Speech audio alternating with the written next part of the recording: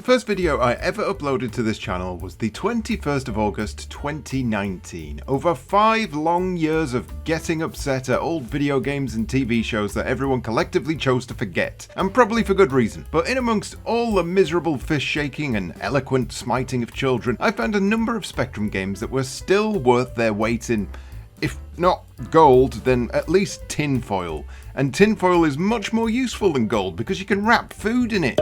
And you can eat food. Case closed. I've decided then to dig into the archives and bring you 6 of my favourite games from past reviews, specifically ones based on games that I think more people should know about. And then I've thrown in some extra bits and pieces to turn this video into a bit more than just a smelly old compilation video, because we all know those were the worst Simpsons episodes. In at number 6 then, reviewed in 2022, it's a game that's Gauntlet, but it's not Gauntlet because it's got a frog in it. How's that for innovation?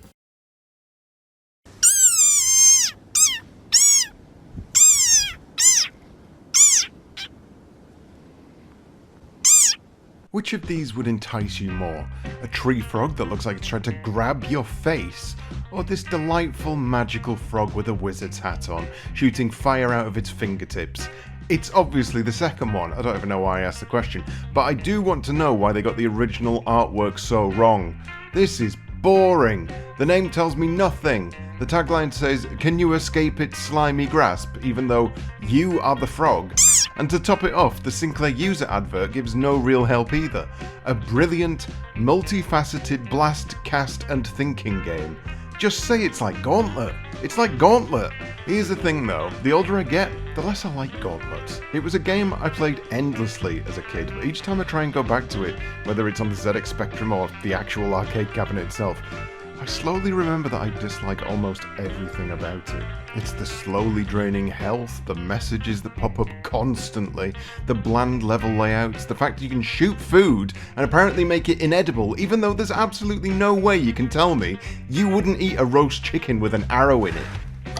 Gadzooks! It appears I have rendered this delicious poultry completely inedible. Just take the arrow out. Going back to Ranarama then, it's like Gauntlet by the way, this multifaceted blast, cast and thinking game is a very, very strange mix, and much like all the pre-release material, it's a really baffling game to get your head around, whether you read the manual or not.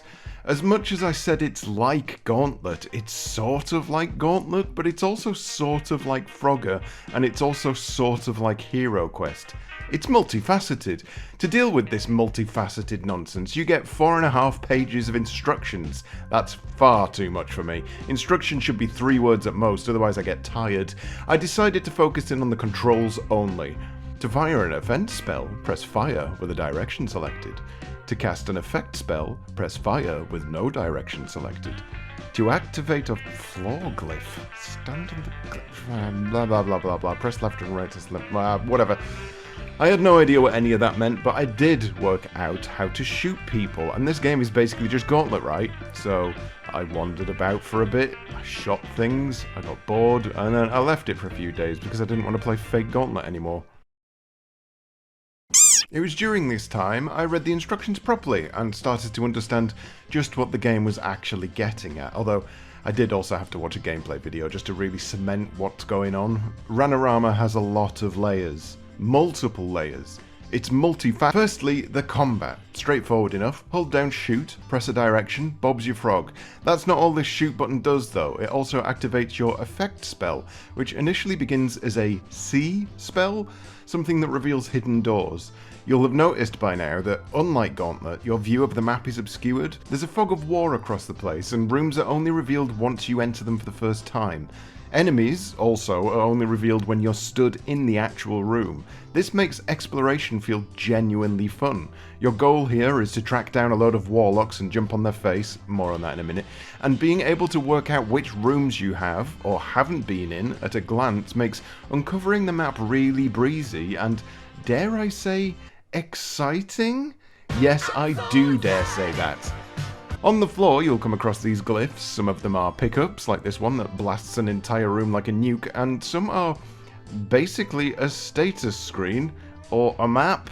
It feels really odd to have these things littered about, that things you'd expect to be assigned to a button, not a random tile on a floor, but hey ho, that's how the game is, deal with it. These status screen elements are important though, because as well as being really cumbersome to navigate, which isn't the important part, they also allow you to purchase new powers, of which there are 4 categories, each with multiple spells in them. The easiest way to explain this is high level power equals gooder than lower level power. You can upgrade your main power level, your offensive, your defensive, and your effect spells using runes which you gain from jumping on a warlock's face. Again, more on that in a minute.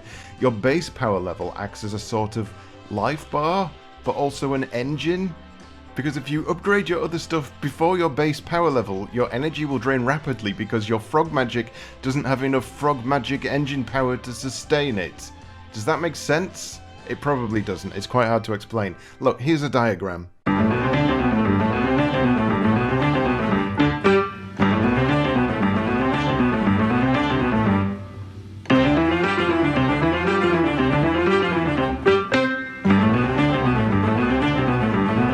Now, one thing to note is that this base power, once depleted, will turn you mortal unless you can recast the power spell.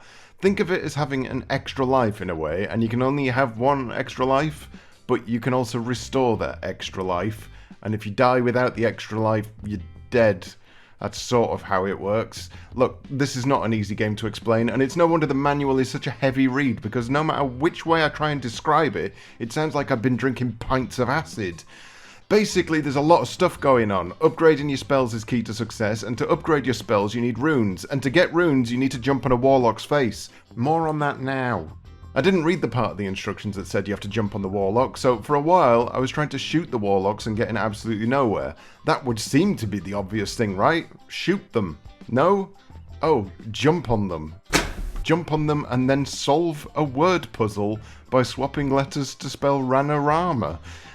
I had difficulty explaining things that were happening before this point. I'm not even going to attempt to explain what's happening at this point. This is just how the game is. You will accept it. Let's summarize then. You are a magic frog. You need to jump on warlock faces. You need to power up your frog magic engine so you can support your magic frog weapons. It's a bit like Gauntlet. Here's the thing though, having put quite a bit of time into Ranarama now, I'm going to go out on a limb here and annoy everyone by saying that this game, this one with the very confusing instructions, is more fun than Gauntlet, at least for the solo player. And before you come waltzing in here with your angry voices, let me just show you all that I'm not the only one who thinks this way. All the way back in 1987, Crash Magazine put Gauntlet and all its various hangers-on side by side to show the scores that each game got on release. Note here that Gauntlet initially got 92%, closely followed by Druid at 90%, and our topic at hand, Ranarama at 90%. Excuse me, Rose-Tinted Spectrum, 90% is actually less than 92%, so you're wrong, actually. Those were the initial scores. Note that Gauntlet came out in February of 87, and Ranarama was hot on its heels with a March 1987 release date. Barely any time between them. Crash decided to go back and rescore all their Gauntlet games, and Ranarama went up 2%, while Gauntlet went down 3%. Ranarama, in fact, ended up being the highest scored Gauntlet-style game for the ZX Spectrum at the point they decided to re-review them all. And I agree with them. As someone who grew up spending hours of my life fighting my way through Gauntlet's dungeons, over time I have grown apart from it. The game is light and breezy but has the depth of a potato salad. Ranarama, on the other hand, is a very similar game that changes things up. It's got frogs in it, you get to do a weird word puzzle when you jump on a warlock's face.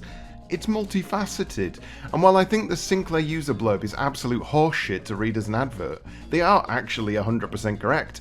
Ranarama is a blast, cast and thinking game, whereas Gauntlet is merely a blast game. Sure, it has the benefit of multiplayer, and the arcade version is still a classic, yes, but pound for pound, I've realised that I'd much rather play as a frog with a hat on than an elf who won't eat chicken with an arrow in it.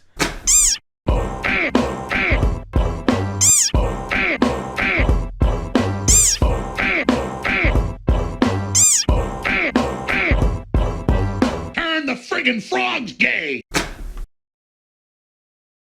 That was merely number 6 and look how amazing it was. My favourite bit was the frog bit. Do you remember that bit? Man, that was a good frog. Anyway, I'm not the only person in the world. I bet there's someone else on this godforsaken platform who likes Spectrum games as well. How about this fella? They possibly didn't mean it, but Great Escape, based on the film, is one of the most futuristic games of all time.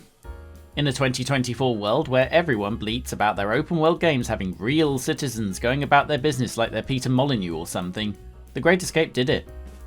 The prison camp runs to a timetable and it's going to do it whether you're involved or not. In fact, you don't have a health bar, you have morale.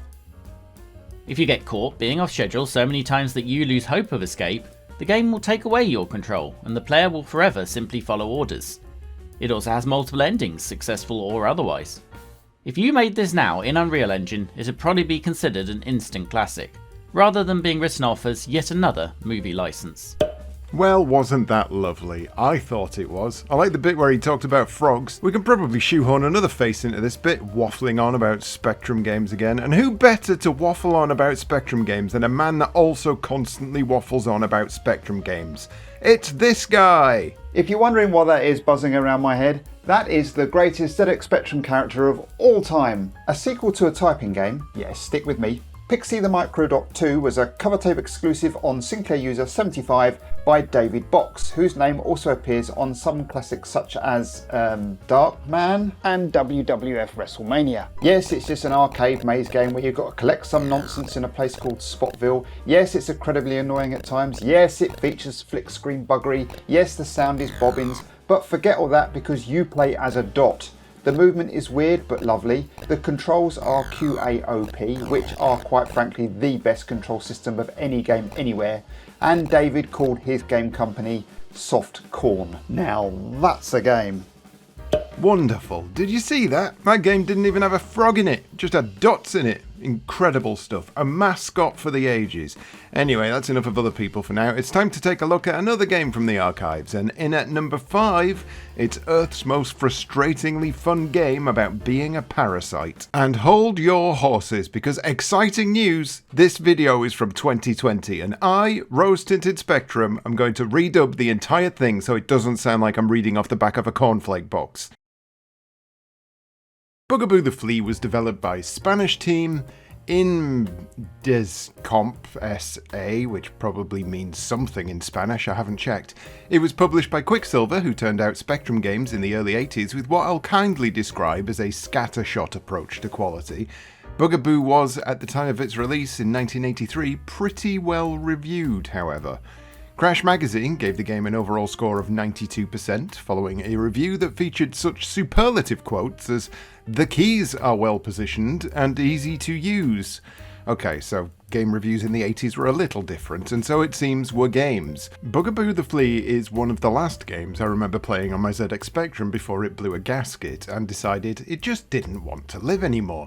I'm not sure if that was the game's fault, or mine, or the manufacturers for making the machine out of string. This would have been the early 90s when I played it, and Bugaboo by this point would have already been close to 10 years old, and yet I fell in love with it. I fell in love with it and I hated it, and it made me laugh and it made me frustrated, but most of all, it did something different to anything I'd ever previously played, and it did it well. So what is that something? Well, strangely enough, there was a bit of a contemporary renaissance for games like this quite recently. Games where you're given a seemingly impossible and frustrating task and then given the unenviable duty of pushing through that ordeal if you want to feel the satisfaction of winning. Getting Over It with Bennett Foddy and Jump King are just two indie titles of recent years that take the core concept of Bugaboo and, outside the control scheme, don't really add anything that Bugaboo didn't already do. And I'm not claiming that Bugaboo is the first game to use this kind of gameplay. There's probably others, but without doing any research at all, I'm going to claim that this is definitely the very first game to have ever done this. But what is this? What do you do exactly? You move left and right. Well, more specifically, you jump left and right. You are a flea, after all, and your goal is to get to the top of this stage. That's it. The objective is as simple as you're ever gonna get.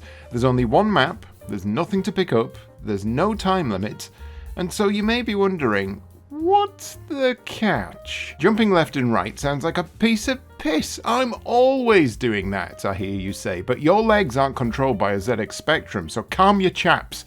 In this game, you hold down the relevant direction and a meter charges at the bottom of the screen. The lower the meter, the smaller the leap. The higher the meter, the further you'll fly and at a greater angle.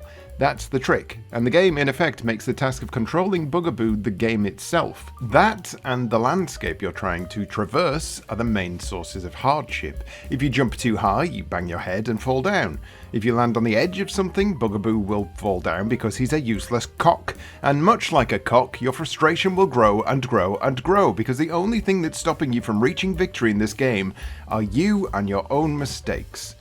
Oh, and this dragon. I don't like this dragon. If you get caught by this thing, you're instantly dead, and it's an absolute pain in the arse because most of the time you'll have mapped out specific routes in your head, but then this ridiculous thing turns up and I just hate him. The dragon feels like the one and only thing that the game did not need. Like the developers felt a game without an adversary would perhaps bore some people or make things too easy, but it goes against the core concept of the game, that being you versus yourself. That's all Bugaboo is, to be fair. Ignoring the spoil sport dragon, it's just you testing your own patience and will and ability over and over again. You make a mistake, you fall back down to the start, and you try again. You get stuck in a corner, you try to correct yourself, you move too far, you fall down, and you try again. It's incredibly simple, it's frustratingly rewarding, and it always feels on the cusp of doable. It always feels like you're just on the edge of maybe. And I like to think of it this way. Let's say I'm talking to one of my friends and I said to them, hey man, you should try jogging, it's really good for you, and when you start off it might seem quite tough, but you'll get better and better with practice. I know you've been pretty down lately and I just want to see you in a better place. This could be so good for you. And they say, okay, yeah, that sounds good. I've been meaning to push myself out of this rut and I just really want to try and better my own life, and I think jogging might be a good way to do that. Thanks, mate. Seriously, thanks for thinking about me. And so your friend starts jogging, and you can see the gradual improvement over time. They get better and better, and there's just an overall marked improvement on their health, both physically and mentally. They're in a better place, and there's a certain joy in their step that's been missing for quite a while. They've improved themselves, and they know it, and that shines outwards on everyone they meet. So you say, hey, look, you've been doing really, really well at jogging, and I saw this advert for a 5k race. I genuinely think you should go for it. You've been pushing yourself so hard, and I'm so fucking proud of you. I believe in you, man. I think you could actually win this thing. And then you're out there on race day, you're stood shoulder to shoulder with strangers in the bustling crowd as your friend gets ready. You can see them on the starting line, stretching their legs and getting ready for the big event. The crowd is hollering with joy as everyone lines up, a buzz of anticipation in the air, and then you catch your friend's eye. They smile at you and you nod back at them, knowing that all that effort, all of that self-improvement has led to this one perfect moment for them. And then a fucking dragon eats them. Well, that was lovely, wasn't it? And what a nice game that requires almost no patience whatsoever. And doesn't Bugaboo look a bit like a frog? God, I love frogs. You may well be thinking to yourself that I'm the only person on planet Earth who likes this game, but you'd be wrong, because I've actually found a celebrity man who also loves this game. And I made him say it on camera to prove my point. I've been asked to share with you my favourite ZX Spectrum game. And it's Bugaboo The Flea. Here's pants. First played that game in WH Smith's in Slough High Street a Saturday morning. Now, the only reason I'd be playing games in Smith's is because Boots had turned off all of the computers to kick the kids out. The way it worked, Mum would go shopping in Slough, you'd go off to Boots for 2 hours, play games, she'd come back. That was that. You go to Smith's. Smith's was the last choice. They only had 3 and they didn't always have games on, but this time they did, and it was Bugaboo The Flea. That was the first time I played it. Didn't play it again for 42 years, and then I played it recently. I thought I'll play Bugaboo The Flea. I loved that game. I fucking hated it when I played it. I hated it. It's so tough. And then there's some griffin flying around. I hated it. Absolutely just cannot stand it. The most frustrating, annoying, badly made game I've ever seen in my life. And that's why it's mine and Pat's favourite game on the Spectrum. Peace out. Now, you may well be sat there thinking, it didn't sound like you liked that game very much at all, actually, but you'd be wrong, because I have real live footage of I'm an Iain Lee, get me out of here, playing it and loving every goddamn second. Brrp, brrp. I give my last dime for coverage. Oh! Oh, you bastard! Oh, you bastard! This is shitter. I mean, I knew it was going to be shit, but this is shitter than I remember. Oh, you bastard! Oh, no!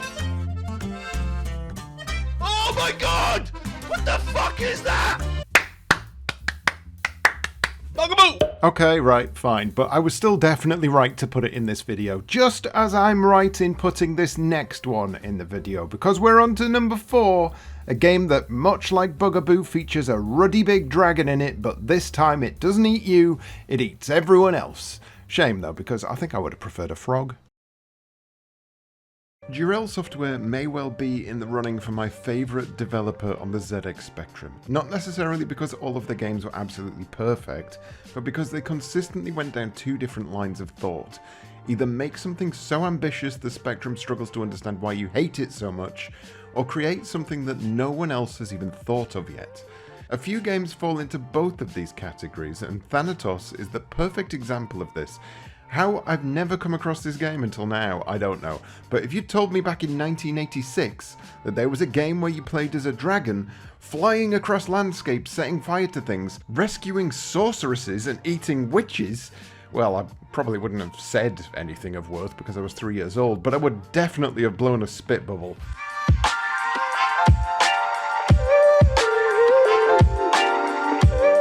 The first thing that really stands out here is the art direction and the animation. There are so many good choices made here that I actually did an internal, oh wow, when I first booted it up. The dragon in particular is uncannily well animated for a game of this age, from flying to walking to moving its head in different directions as it burps barbecue into the faces of hapless enemies. It looks incredible, and coupled with the game's clever choice of everything being cast in the dark blue hue of night, colour clash is kept down to a bare minimum. It also, for a game that is completely 2D, feels much larger than it is thanks to the perspective shifts of items moving from the foreground to the background. Truly, I can't think of many games that look this good on the ZX Spectrum, and that's why I've been harping on about it for the entirety of this review so far, because aside from the sections where the game moves like a slideshow, there's absolutely nothing bad I can say about any of it. So let's move on to saying bad things about everything else. I'm joking, it's not all bad, but what's the point of talking about a game if you can't point at it and laugh and say, ugh, look at you, gross. So let's do that for a bit. The basic gameplay of Thanatos is moving from left to right, ensuring you do a few key things at key points along the way. Hilariously, and also actually usefully, the inlay doesn't just give you a brief idea of what you should do, it literally spells out the entire game for you. Fly to the right till you get to a castle, then land and walk up to the castle gate. Use flame from close range to burn down gate. If you run out of flame, go back and find a witch tied between 2 stakes and eat her. Just walk up to her slowly. This will refill your energy shown by glass on the bottom right of the screen. In the first castle, land near the girl, who will be coloured green and will be waving with both arms, and allow her to climb onto your neck, i.e. just land nearby and wait. Fly onto the next castle. When you find the Book of Spells, land and let the girl collect them. Fly to the last castle where you will find the cauldron in which the girl can cast her spell.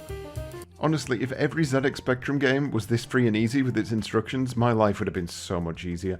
Having the game fully laid out for you doesn't make things too easy though, and after multiple attempts on the easiest difficulty setting, I had to resort to save states just to get through the entire thing. There are reasons for this, one being that the instructions miss out a vital bit of information, but we'll get to that.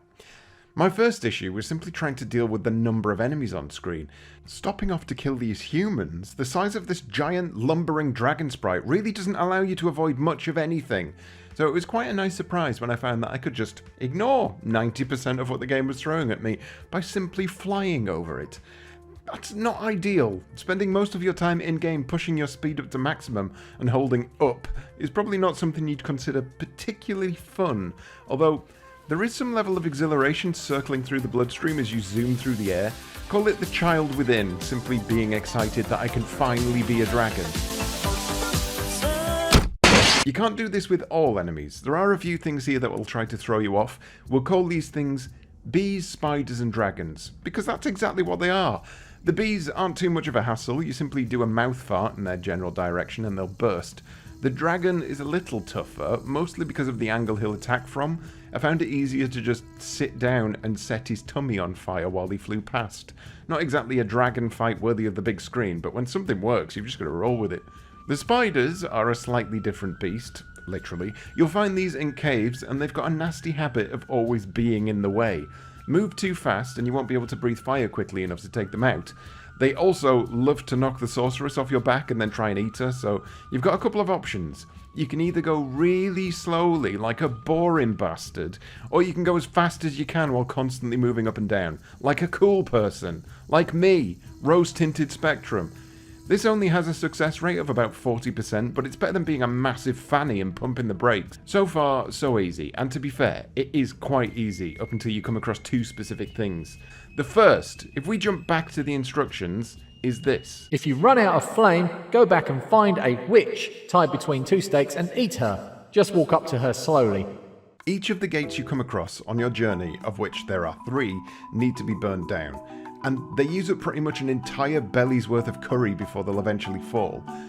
Would it be pedantic of me to point out that you are a flying dragon, and the whole concept of doors is not something you really should have to trouble yourself with? It is what it is. Once you've run out of fire, you need to go and find a witch. The witches, it seems, don't appear until you've completely run out of juice, so you need to backtrack. At no point do the instructions mention that the witches are guarded by a knight on horseback, nor does it tell you that you have to deal with the knight before the dragon can eat the witch, nor does it tell you that these knights will decimate you in a couple of hits. This had me baffled for ages, until at one point I accidentally grabbed the knight off his horse and the witch was suddenly edible. So confused by this was I, that the next time I came across a witch, I still had no idea what to do because I hadn't even noticed I killed the knight. Thanatos gives you the ability to pick up certain things if you get close to them, such as rocks, but there's never really any need to do this because you're either flying past everything or you're setting them on fire. The knight will only charge at you if you land near a witch, and you'd only land near a witch if you've run out of flame, and you'd only think to pick up the knight off his horse if it specifically said you could do this in the instructions, which it does not! This is the problem with instructions that seem to provide you with every single bit of information. If it accidentally misses a little bit of that information, you think you've gone mental. I thought I'd gone mental! With the knight out of the way, thank God, you can eat the witch exactly how the instructions tell you to, and you can be on your merry way. This leads me to the last problem, and it specifically ties in with the final castle of the game. It's horrible. Getting there is an ordeal in itself. The run up to the castle gate features an incredibly long cave full of annoying spiders that keep knocking the sorceress to the floor. And then, when you're through to the other side, you've got to deal with, of all bloody things, an army of cougars. Not the Carol Vorderman kind, but the cat kind. There are problems here. The cougars can come from either side, forwards or backwards, and it seems there's no rhyme or reason to that. If they attack from the back, you are just dead. There's no two ways about it. You won't be able to turn around in time to either attack or get away, and they do so much damage that you'll pop like a balloon. If they attack from the front, you've got more of a chance, but the hitboxes in this game aren't exactly precise, so it took me multiple attempts just with save states to even take them out. I can't fathom how annoying it would be to reach this point in the game only to be broken by wonky hit detection or RNGesus. Once you've fought these arseholes, they thankfully don't respawn, but you do have to deal with the final gate, which you now won't have the puff to burn down. And where's the nearest witch? All the way back through this bastard cave full of bastard spiders. What an incredibly tedious end to an exciting journey. I'll stop complaining now though, because even though the last sections of this game made me wish I'd never been born, Thanatos still impresses. I love the way it looks, I love the way it's supposed to feel, even though the ZX Spectrum can't quite do it justice. I love the concept, I love the unfolding story as you move from left to right, taking on whatever comes with it. I love the idea of recharging health by simply stopping and taking a break. I love this. I love this game, even though I've spent 90% of my time complaining about it because that's just what I'm like. Do I recommend you check out Thanatos? Of course. It's a game with an uncompromising attitude toward its own idea. It's big, it's bold, it's challenging, and I want to finish this sentence by saying just like a dragon, because that would be such an easy way to sign off this review. Oh my god, you'd all say, this guy just simulated me to death. I'm absolutely shook. But I'm not going to do it. I'm just going to end this review without even finishing the sentence. How do you like them apples? Another fine game, one I'm sure you're all extremely aroused by, but what about other people? What games do they bring forward? I bet they bring something else forward, and most to the point, I bet they're bloody wrong. Let's check in on this guy, he's always happy to put forward a suggestion. It's Lee from that other channel.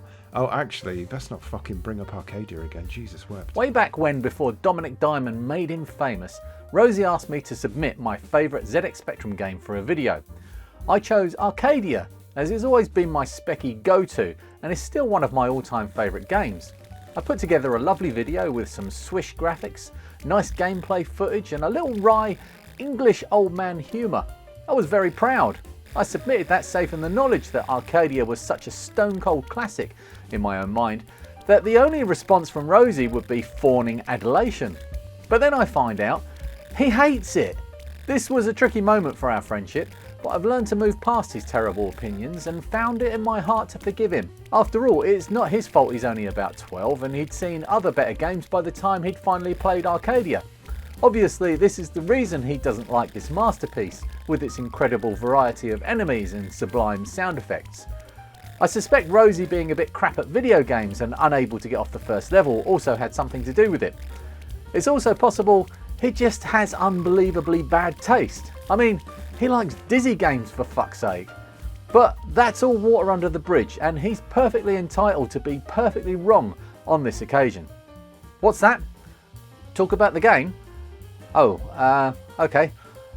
Arcadia appeared at a time when... It's shit, don't listen to him. Basically, Space Invaders for left-handed people. I'd rather eat my own shoes. Let's see what Snorkers brings to the war table. What ho! I'm WhatHoSnorkers, and I'm here to talk to you about The General by Ian Williams, Warfare in the Napoleonic Era. It's a strategy game, it's Napoleonic, but there's a twist. It's first person. You play the role of the General at the end of a very long valley, That's what she said. the far end of which is being invaded by the dastardly blue forces, who are probably the French. You must give orders to your troops, your infantry, your cavalry, your artillery to try and stop them and take over your country, which is a bad thing. Fantastic game, lovely box. I personally made it better. However, Ian Williams did as well back in the day, but I didn't know that as a child. Check out the bug fix version on Spectrum Computing and give yourself a bit of war. Wait, hold on, let me fix this.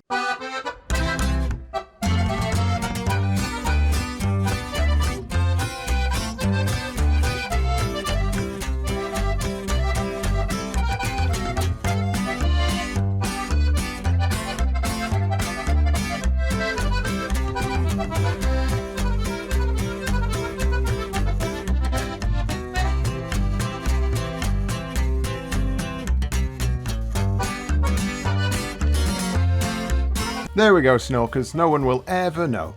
Anyway, I don't think he'd bought his wonky glasses off some dodgy guy in the local pub. Which leads us nicely into number 3 on our list. And it could be so good for you.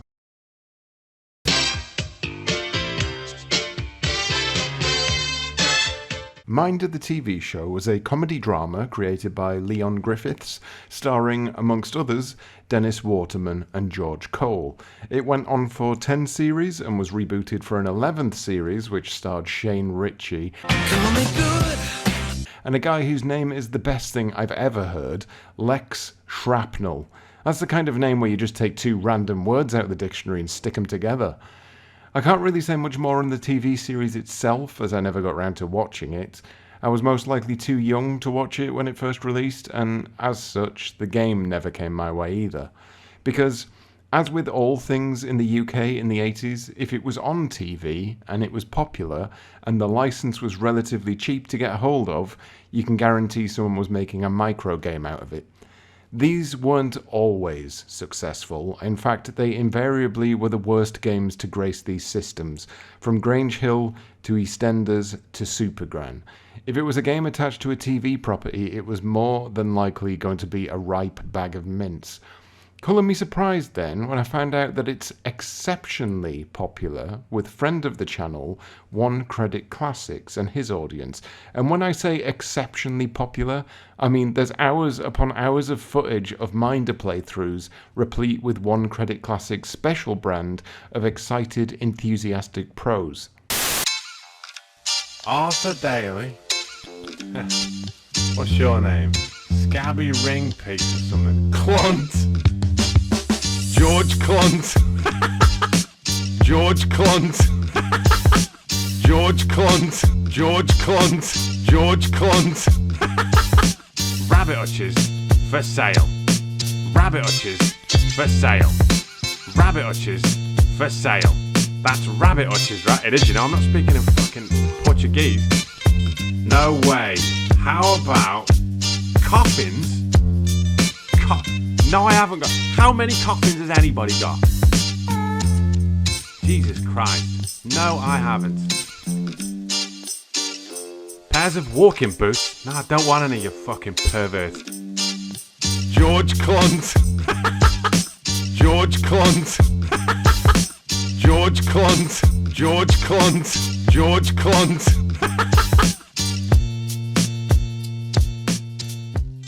Oh, it doesn't stop there though. As a member of One Credit Classics Patreon boys, I was entered into a raffle which I subsequently won. I was told a prize was on its way. That prize? This mug. This mug of a game I'd never played, about a video series I'd not yet gotten round to checking out on his channel. So here I am, a man with a mug referencing a game I'd never played, of a TV series I never watched, and now being asked by one of my own patrons to review it. Now, that mug in question refers to a character called George Clont. George Clont. Wake up for me, George. Cartons of flypaper. And that's as good a point as any to jump into the game with. It is characterful. It is, much like Lex Shrapnel, full of characters whose names appear to have been plucked at random from the ether and sewn together by the hands of God himself. Attached to these names are people who feel like genuine, if simple, caricatures of ne'er-do-wells and dodgy dealers, and it should come as no surprise at all that the man behind all of this was Don Priestley, king of the Spectrum's characterful design book. He might not have had a hit on his hands every single time, but there was always something special about Priestley's games, from Popeye to Trapdoor to Benny Hill. All games I either knew of or owned or at the very least had experience with, and all of them tied to a television property. Realising he was behind Minder, it immediately put me at ease. Minder was actually released in the same year as Popeye, and while Popeye entered my gaming collection at a young age because it was based on a disproportioned sailor who'd clearly had a recent stroke, eating spinach that he gained enough strength to beat up a bearded date rapist. In other words, a children's franchise. Minder was not, and to be fair, even if it had made it into my collection at that age, I was 2 at the time. It probably would have flown over my head anyway. The premise of the game follows the rough trajectory of a TV series episode. You are George Cole, you've got $2,000 in your pocket and a warehouse full of random tat, and it's your job to make as much money as possible before the 15-day time limit is up. To do this, you'll take part in what is effectively a text adventure with bonus images, but it doesn't often feel like one. Part of that is due to the fact that George Cole, otherwise known as Arthur, only has a limited number of commands at his disposal. You're not often struggling with the lexicon that the game demands, and in fact, it's surprisingly flexible and well thought out. It doesn't sound very flexible when you're reading the manual, mind. It sounds like a right nightmare. But with a bit of getting used to, it's incredibly easy to remember. Most of what you're typing is part of a conversation with another character in the game world, and the manual lengthily states there are different types of conversation, but all follow the same general pattern. All conversations have a purpose, to buy, sell, or give instructions, etc., and provided you stick to the point, you should manage well. Your particular pearls of wisdom fit into the bottom 2 lines of the screen, although there are no rules, the sentence will be entered anyway. Don't bother with punctuation, just concentrate on what you mean to say, e.g., although you can do in some cases. For example, if you're asked, how many have you got? You might answer, 100. I've got 100, 100 is all I can let you have. If you are asked how much, you could answer, I want 25 quid. Or all dealings are in whole pounds and all numbers must be in digits, i.e. £99. Never, for example, I'll take 100 for 36 each. You will have noticed that you can say what you have to say in just about any way you fancy. And that's just one part of a very, very long manual, and you may be left wondering just what on earth it's banging on about. Essentially, the very first paragraph of this entire thing is all you need to know. That, and a list of the commands found at the back of the manual, of which there are 27 spread across the categories of buying, selling, and speaking to Terry. Those 3 categories are, incidentally, the 3 things you'll be doing throughout the entire game. You go to the Winchester pub, you speak to people with exceptionally strange names. They offer to sell you something, you haggle, you go to dealers, you try to sell that stuff onto them, you haggle, and then in the meantime you try and track down Terry, aka the titular minder, and you ask him to collect the goods, deliver the goods, and various other things. All of this will probably sound pretty simple, and it is, but there's something about it that just works, and I think it's down to the one thing I've been banging on about since the start of this review. It's in how characterful the game is. And that's not just the character's mind, though being able to say whatever you want to them is pretty liberating.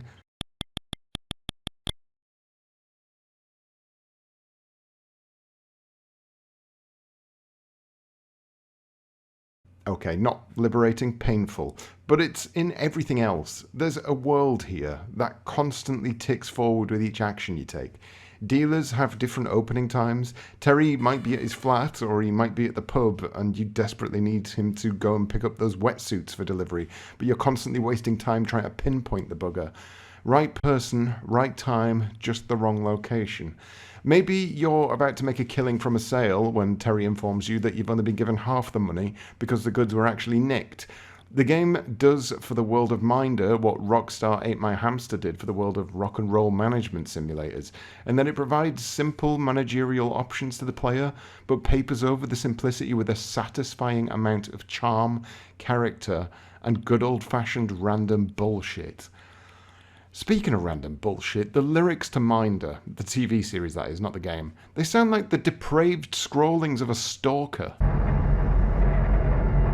I could be so good for you. I'll be right there by your side. Love you like you want me to. There ain't nothing you can hide from me. I'll be so good for you. I'll be so good for you. Ye who, I am your man. Love you like you want me to.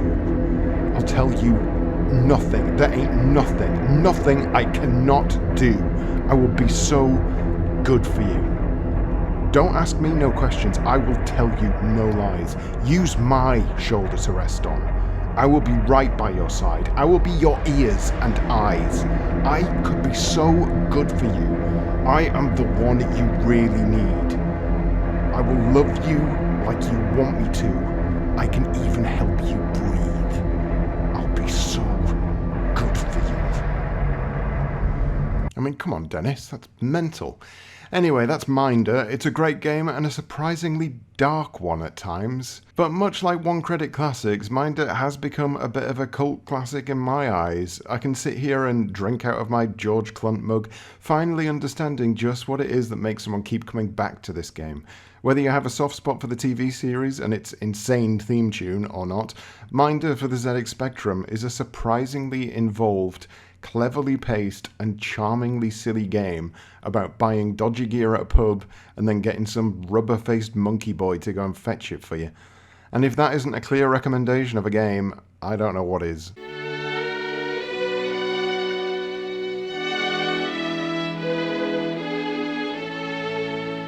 Upon was the end of the original breed.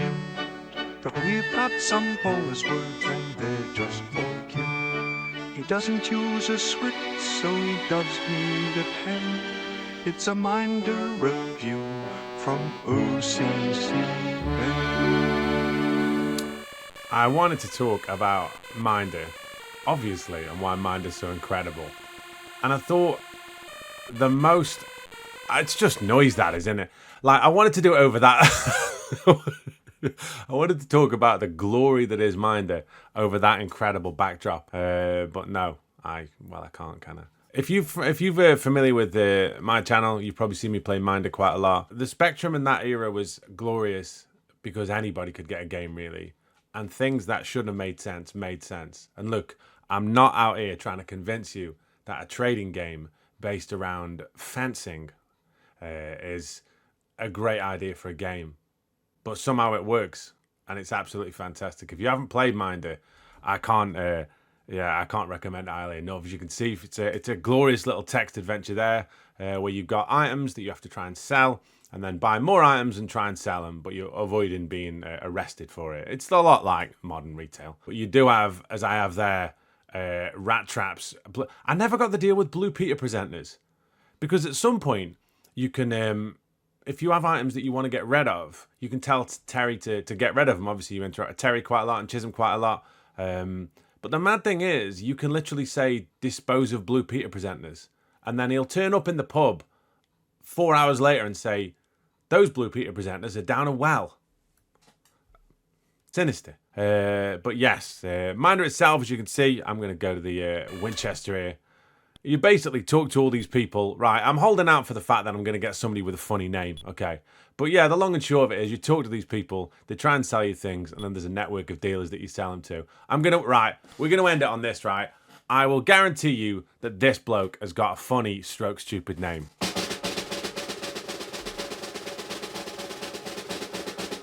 Nasha Smidgen. There you go. Nasha Smidgen and Minder on the Spectrum. Buy things, sell things. What's he trying to sell me? Boxes of computer games. Right, this isn't just turning into me playing Minder, all right, because I have got things to do today. All right, it's time to go away.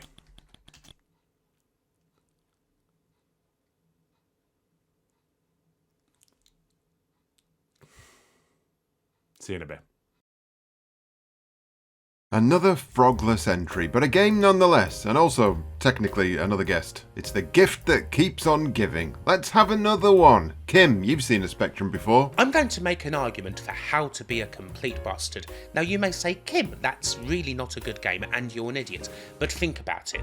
This is December, right? Quite a few of us, I imagine, are having to go to various social gatherings with people you may not know too well, whether it's people you work with or what have you. You may not necessarily be feeling up to it all the time. And for that, How to Be a Complete Bastard is the perfect stress reliever. It's set at a party, you can play cruel practical jokes on the guests, you can smash up all the furniture, burn things, you can get pissed on Monster Lager and rip out massive farts with the curry, urinate into trees. You can do all of these things without any real life repercussions. It's perfect.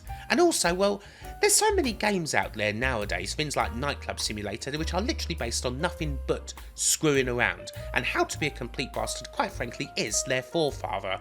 So this game isn't just an incredible stress reliever for this time of year when a lot of us are having to be social far beyond our means, but it is also a game that is truly ahead of its time, a classic and, frankly, one of the greatest games ever made. Okay, maybe it's not that, but it's a game that I like anyway, so sod you. Another solid suggestion for a game, one that turns you into a fridge if you put up an umbrella indoors. That is probably the most ZX Spectrum sentence you'll ever hear. We've got time for another person though, and let's go with a person who's also a fish. It's Fish Boy! Zor, Exor, or if you're that way inclined, Exclusive Or was released for many platforms including the ZX Spectrum. And at its heart, you could call it a maze game, but that would be doing it a massive disservice, as you have to play as two characters travelling around the maze trying to collect the masks. And you'll have to switch between those two characters to solve the various puzzles that the game has for you.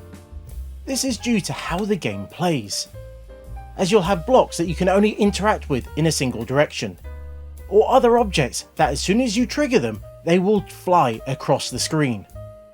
And you'll have to use all of these to either open up or close off areas so you can collect the rest of the masks, as you'll need to get all of them to open up the exit so you can leave. The first level is barely a sampler of what you'll find in the rest of the game, as it gets really complicated very quickly, and it can feel quite daunting at first. But as you chip away at it, you realise everything has a very logical and specific order to it. But if you put the time into it, you can complete it.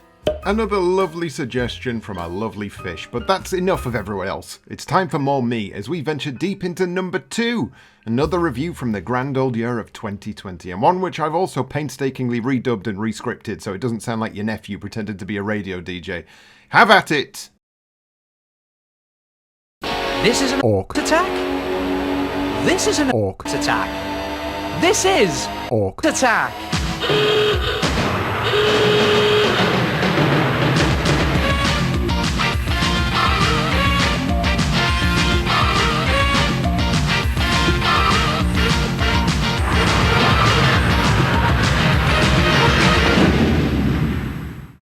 Of all the simple games I routinely return to on the Spectrum, Orc Attack was most definitely up there in the top 5. Released in 1984, this original arcade action title would go on to become a pretty popular game. Originally released at a price point of £6.95, which is a bit pricey, and later released at a budget price of £1.99, the perfect price, with new artwork for the cover. The artwork changes fine, but I think the original release looked a lot classier. So classy, in fact, that there was an offer for a free poster of that very same artwork that's sure to impress anyone who mistakenly walks into your wanking dungeon. The game was originally released by Creative Sparks and was developed by Phil Snell and Dean Locke. This is a picture of Torval and Dean. I honestly don't know why I keep trying to find pictures of these people, it's bloody impossible. Anyway, on release, the game was well received, scoring a 91% in Crash Magazine, who praised the animation, the use of colour, and the addictive gameplay. But let's all just stop for a moment and analyse that use of colour, shall we? Here is our hero, stood atop his majestic magenta castle with his big blue helmet. I love him. I love all of this. Here he is, stood atop his not quite pink but also not quite purple love nest, and I, for one, am ready to lay down my life and guard this gaudy wall with every ounce of my being. All that being said, however, why is the defence of this entire castle left to a single guy? They apparently have an army of painter and decorators, but only one dude to actually do anything about an attack. They didn't even bother setting up the cannons for the poor sod. He just has to go throw cannonballs off the wall in the hopes he hits something in the face. That's your main way of fighting back against the waves of orcs that are constantly building up at the base of your castle. The manual says they're not actually cannonballs, it says they're rocks, but I say bollocks to that. If they've had to resort to chucking rocks to defend their castle, they might as well give up now. Other items in your arsenal include a sword you can ineffectually wave around like a wet tissue, and burning hot oil, which is brilliant and spews forth flames that end all orc armies forever and ever, or at least until the next level. Another question though, are these guys orcs? They don't look much like orcs, they just look like blonde-haired men, probably looking for some sexy Aryan party times at the big pink castle. Oh, but silly me, they are wearing t-shirts with the letter O printed on the back, so that must mean they're definitely orcs, because why else would they wear that t-shirt? Regardless of what they're wearing, they certainly aren't as fancy as the orc from the front cover / awesome free poster. But regardless, there's a lot of life in these little identikit fellas, whether they're running around firing arrows at you, propping up ladders to try and get a closer look at your big pink hard one, or simply exploding because you threw something at their head. You'll grow to love to hate these angry little blonde bombshells, especially because controlling your own angry little guy takes a little while to get used to. There's a lot of acceleration involved in Orc Attack. You don't maintain a constant pace, and moving from left to right, you slowly ramp up to top speed, and just trying to turn around works in the reverse. This can make stopping where you actually need to stop extremely difficult, at least until you realise you can press and hold fire to stop dead in your tracks. At that point, you can then shift yourself into position before dropping your load into their faces from above.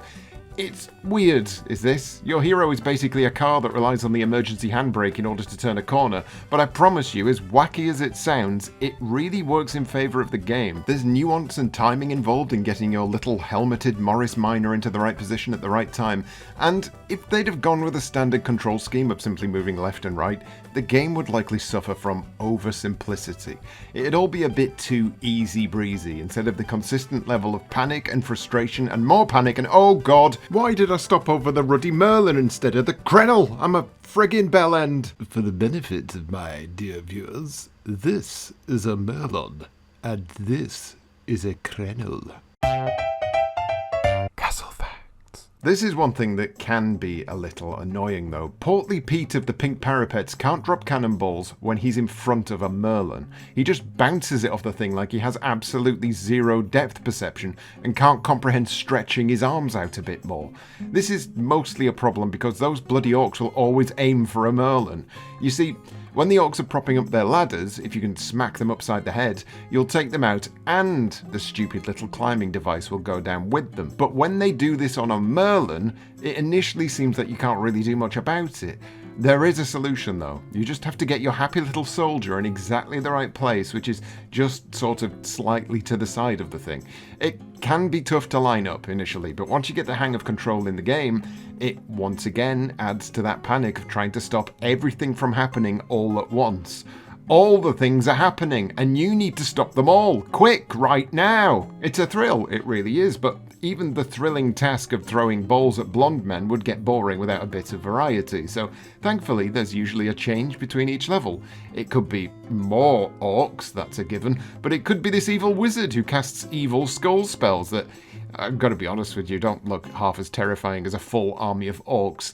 They are small targets though, so make sure your aim is up to task. Outside of the wizard, there's this massive guy who just comes and points at you, which is very, very rude. Sometimes there's big ruddy spiders running across your wall as well. Of course there is. But even with this variety, the true stars of the show here are the orcs, and trying to stop them from propping up ladders and ascending the walls, hiding behind merlons, which is a word I never want to say again, avoiding damage, taking up your sword when orcs are too close to you and swinging away at their dumb faces, and ultimately, at the end of each level, throwing a big vat of boiling oil at them to set them all on fire.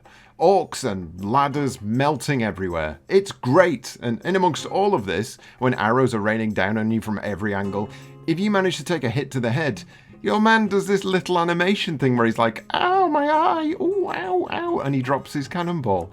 It's stupid and cartoony and adorable, and it's a 10 out of 10 from me. Great game. In all seriousness though, Orc Attack is just one of those games that is so perfectly pitched it doesn't really go out of date. If you don't like Orc Attack, chances are you simply don't like this type of game, or orcs, or pink castles. And if you did like Orc Attack back in the 80s, you'll still like Orc Attack now. It is essentially a perfect piece of entertainment. It doesn't overstay its welcome, it doesn't try to heap unnecessary mechanics onto a simple idea, it has a well-pitched difficulty curve. It's just a product that takes the arcade score attack sensibilities of the time, builds an original game around it, and does it with practically no faults whatsoever. Highly recommended. Orcs, eh? Is there anything they can't do? Well, they can't be frogs, obviously, which is a real shame. Do you remember the frog? I do. Anyway, who's next? Oh, it's this guy. My favourite ZX Spectrum game is Arcadia, and... You get off my show, you little shit. Let's have a real person with proper opinions about real games, or at the very least, let's just have Dave from This Week in Retro. Following from Chaos, Lords of Chaos is a turn-based strategy game with heavy RPG elements. You play as a single wizard on a scenario versus another wizard, but also versus hostile independent creatures, and your goal is to escape with more points before your enemy. The easiest way is by killing them. You have lots of choices in how you play. You'll summon a variety of creatures, some undead, some that can gather and wield weapons, some that can fly. You'll gather ingredients for potions, including a potion to let you summon dragons. You'll summon puzzles and gather treasure, and all against an extremely tight turn timer. The more points you get from killing and gathering treasure, the more you can improve your abilities for the next scenario. You can create a wizard and spend your points on strong physical attributes, or focus on direct magic attacks, or entirely on summons. You can choose lots of different types of summons, but you can't do everything. You can see Julian Gollop's board game mindset at work in this, the best game ever made for the Specky. That was a bit wordy, wasn't it? Dave, come back. Can you do it again, but in 6 words? Lords of Midnight, lick my balls. Thanks.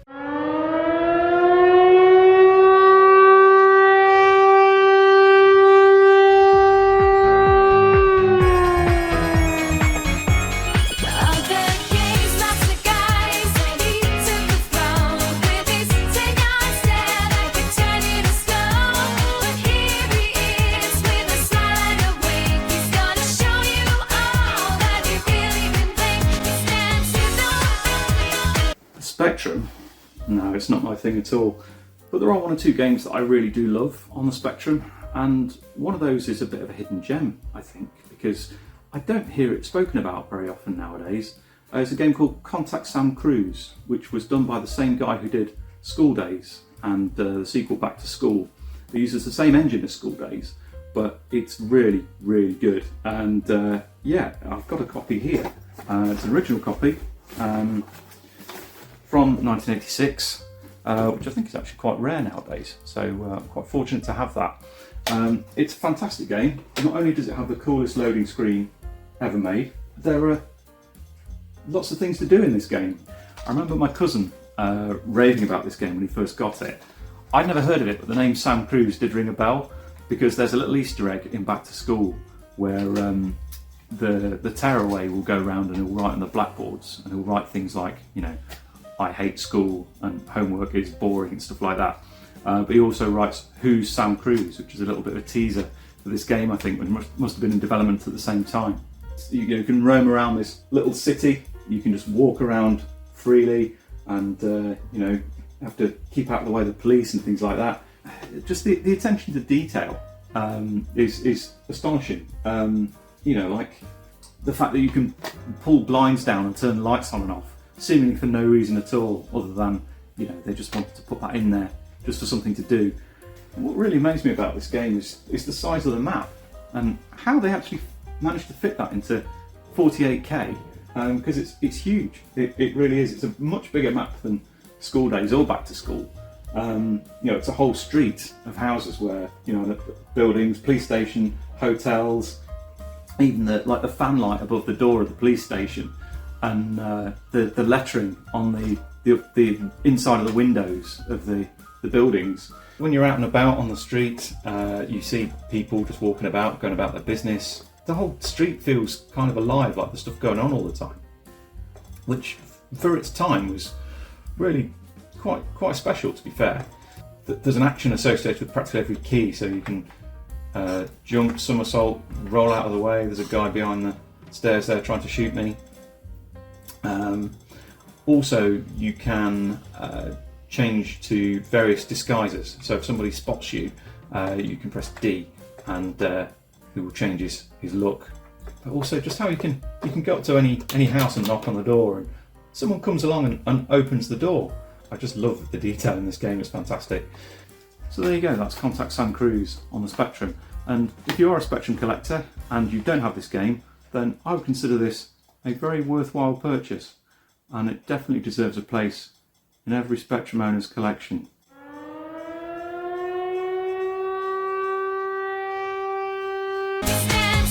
Redemption at last for the boy with the dry eyes. Dan Tootill there showing everyone that he can review a game without stealing your soul. That takes us then to our final review, dragged back up once again from 2020 and redubbed with maximum ribbing for your pleasure. It's slot number 1. It's funny how just looking at box art can bring back so many memories. Here's one that completely left my brain space for decades until I stumbled across this snotty-nosed little brat and the title Megabucks suddenly flooded my memory gland. This was a game that me and my friends had stumbled on at the age of 9 or 10, and we were obsessed with it, helping each other out with tips and puzzle solutions as we spent night after night trying to work out just what on earth you need to do. When I saw this cover art, I knew that not only did I need to play this game again, I needed to complete it. Let's start at the beginning though. Megabucks was released in 1986, authored by one Ivan Horn, who went on to have a hand in some good to great releases such as The Addams Family, Matchday 2, Operation Wolf, and Renegade 3. Ignore that one. It was co-authored by Andrew Deacon, someone who also had a hand in some good to great releases such as The Addams Family, Operation Wolf, and Renegade 3. I said ignore that one. Together they appear to have released the game under the name MBD, who were responsible for nothing else, which is better than Renegade 3 at least. Point is, these guys have a good track record, and Megabucks appears to be the first title they worked on together, released at the budget price of £1.99, everyone's favourite price. Megabucks was a point-and-click style adventure game without the pointing and the clicking, in which you play as our plucky young American protagonist, Rock Carrington. You can tell this was released in the 80s, right? That's the most what British people think Americans are called name I've heard in a long time. Brock Steele, Brad Chasington, or Phoenix Wodude Surfmeister would have also sufficed, but Rock Carrington it is. Story-wise, Rock's eccentric professor uncle has died and is set to leave his billion-dollar inheritance in his hands. However, because this is a game and plot needs to happen, you need to solve the riddle of Uncle Maximilian III in order to claim your rightful inheritance. After a wonderful little ditty during the title sequence, you're plopped into the game proper, and you'll soon realise a distinct similarity to other adventure titles on the spectrum, namely the Magic Knight series. There are items to pick up, menus to access your inventory, puzzles to solve, and a huge area to explore, and, well, the similarities didn't go unnoticed in 1986 either. Your Sinclair magazine stated that it's uncannily like one of the David Jones' glorious Magic Knight trilogy, but were overall happy with the game and they gave it a final score of 8 out of 10. Crash magazine, however, were less enthused. Another excuse for another Silver Age arcade adventure game. I wonder why Firebird can't bring out some good original games. Sadly, I found Megabucks boring to play, and there is very little to keep the player addicted to it for long. It may look nice, but the game holds little appeal. Paul's talking bollocks, and you'll no doubt see there's quite a contrast between those two reviews. By the by, I owned the Magic Knight games, all of them, and I owned Megabucks. Do you know which one I played more? This one. That's going to sound like blasphemy straight away, but let me explain. No, wait, stop crying about it. Really, let me explain properly.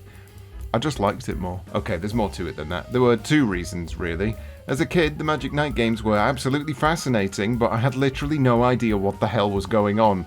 I think I saw a maximum of 4 or 5 screens in any of the Magic Knight games. I loved them, I was enamored by them, but I couldn't actually get anywhere in them. They were mystical games for grown-ups that I really wanted to get into, but my prepubescent brain was clearly not going to get round to figuring that out. As an extra aside, I was also in love with Jet Set Willy, a game that was equally too difficult for me, but one that let me explore this huge mansion with different rooms, and the concept of having this virtual playground to dig about in was incredible. Leading us nicely back to Megabucks. Take the clever puzzle solving of the David Jones games but turn down the difficulty, then take the mansion exploration of Jet Set Willy but remove the pixel perfect jumping, and you have a recipe that childhood me just could not pass up. Onto the game then, and when you first begin you immediately find the most useful and stupidest item in the entire game, this crystal. When you use this mysterious crystal, it allows you to levitate off the ground. Now, I'm pretty sure that this technology alone would fetch in an absolute fortune, but unfortunately the game doesn't take that into account, so you can't just leave, get a patent on the thing, and make your cash like a good, honest businessman. You've got to solve some puzzles, and it's pretty lucky that this is the first object you find, because this mansion has no fucking stairs. I mean, fair enough, your uncle was eccentric, but are you seriously telling me he was so eccentric he decided to forgo the construction of stairs in his mansion and instead decided to invent an anti-gravity crystal? That's not eccentric, that's full-on insane genius. He should have been sectioned and given a Nobel Prize. Anyway, as with all good Spectrum games, the first thing you'll do is die. There's an alarm system in the house that will release poisonous gas and kill you if you're fannying about for too long, which seems a little extreme. Your uncle is willing to give you billions in inheritance, but isn't above murdering you instantly. Thankfully, this is one of only a few puzzles that will kill you off sharpish without forewarning, and once you know where the remote control to shut down the alarm system is, that part of your worries are all but forgotten. The game is actually pretty pretty good at warning you instead of punishing you throughout the adventure. There's a section of the game that's pitch black, for instance, and you'll need a light source to venture into it. Instead of just killing you off and making you start all over again, the game will tell you that if you keep trying to access the area, it will murder you. But not yet. It's nice as that, and it reduces unnecessary frustration. That's not to say you're going to have an easy ride, mind. There are a few things you need to watch out for here, and you're doing it all under the watchful gaze of a ticking clock. You've only got 24 in-game hours to solve this entire thing. I'm not sure what that is in real life time, but you can find a clock at the start area of the mansion that will tell you what the current time is. And if that clock strikes midnight, you're dead. One timer isn't enough, though. You also have an energy bar. The levitating crystal does tell you to watch your energy, but I mean, thanks crystal, I guess, but what the hell am I looking at exactly? There's no UI on the screen that tells me anything about energy. Is this some sort of homeopathic crystal? Is it telling me, the player, to watch my energy? Does it want me to be more chi or something? No, you don't have a UI, but you do find items that give you a UI, and one of them is an energy meter, and it will tell you how much energy you've got left. You'll soon realise that this means you've got to keep switching the bloody crystal off every other minute and back on again whenever you want to go upstairs. It's not really an elegant solution, and it feels like a bit of a shoehorned nuisance just to give an explanation as to why this money-hungry teenager can fly. It doesn't even really make that much sense anyway, because even when it's turned off, you can just walk over vast expanses of space without care for gravity.